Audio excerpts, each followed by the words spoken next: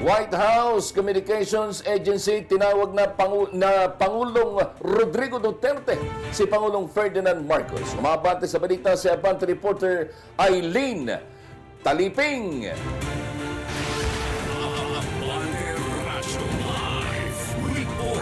Eileen?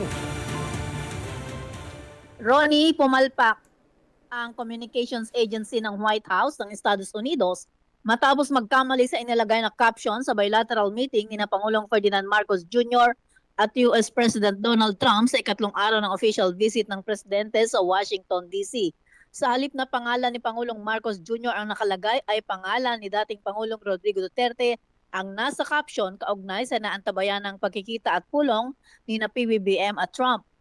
Nag-viral sa social media ang palpak na caption ng White House kung saan maraming netizens kaagad ang nakapuna sa maling caption. Pero makalipas ang ilang oras ay pinalitan na ang maling caption at inilagay na ang pangalan ni Pangulong Marcos Jr.